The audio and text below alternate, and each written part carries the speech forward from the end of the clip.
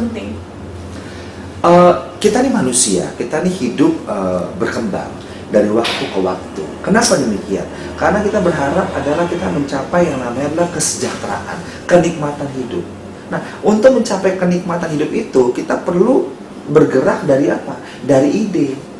Nah, yang menjadi masalah sekarang ini adalah bagaimana kita bisa mengenerate ide tepat dan kita bisa mengeksekusinya secara tepat pula. Yang tadi saya katakan, ide itu bisa berasal dari kebutuhan kita. Ide bisa berasal dari mungkin adalah karyawan kita mungkin. Ide bisa pula mungkin berasal dari yang namanya adalah lihat-lihat produk pesaing. Oh, dia sudah buat A, dia sudah buat B, dia sudah buat C. Atau bisa pula kalau kita ini adalah distributor, idenya dari orang-orang yang datang jualan produk sejenis ke toko kita. Nah, sumber-sumber ide itu dapat kita gunakan untuk kita menciptakan ide baru sehingga ini sesuai dengan keperluan, dengan kebutuhan daripada target atau calon customer kita. Itulah kenapa kita perlu namanya ide. Oke, betul juga Pak. Lalu kalau memang beberapa perusahaan itu selalu memikirkan, kenapa sih saya harus menanyakan kepada karyawan saya ataupun hal-hal seperti itu. Nah, menurut Bapak, apakah itu penting sekali? Memang betul Bapak sempat bilang kalau memang karyawan itu juga sumber dari ide.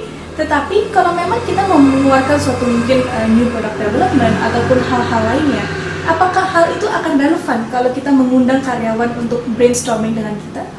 Sebenarnya tergantung daripada suasana daripada organisasi tersebut. Ya, apakah memang ide itu menjadi sesuatu yang diharuskan? Atau karyawan bekerja hanya berdasarkan perintah saja. Ya. Kalau perusahaannya seperti contohnya adalah perusahaan yang memang harus menemukan sesuatu hal. Contoh adalah perusahaannya Google. Google itu dia menciptakan atau mungkin menemukan atau mendapatkan ide-ide baru bagaimana agar dapat digunakan oleh masyarakat bumi. Apa akibatnya? Ide itu menjadi bagian daripada kehidupan di karyawan. Apa akibatnya? Apa dikerjakan sama si karyawan tersebut? Ya mungkin dia buatkan adalah box idea, dibuatkan mungkin adalah fokus group yang memang khusus bicara masalah bagaimana ini kita mendapat ide-ide baru. Memang dimungkinkan oleh organisasi agar karyawan itu bisa berinteraksi untuk mendapatkan ide yang mungkin berasal dari mana saja. Paling gampang lagi saya berikan contoh adalah 3M. Saya dengar nggak nama 3M? 3M? 3M itu adalah company yang sangat terkenal sekali dengan idenya.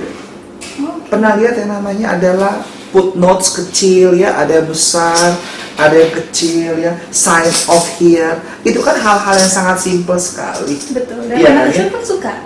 Dan anak kecil juga memang sangat suka sekali gitu loh ya. Tapi kertas yang besar dipotong-potong, mungkin ide dasarnya adalah bagaimana kertas tidak dibuang. Kertas kecil ini bisa maksimum. Ternyata idenya itu mereka buat sedemikian rupa sehingga kertas besar dibuat kecil, dibuat ukuran yang berbeda-beda dengan peruntukan yang berbeda-beda juga.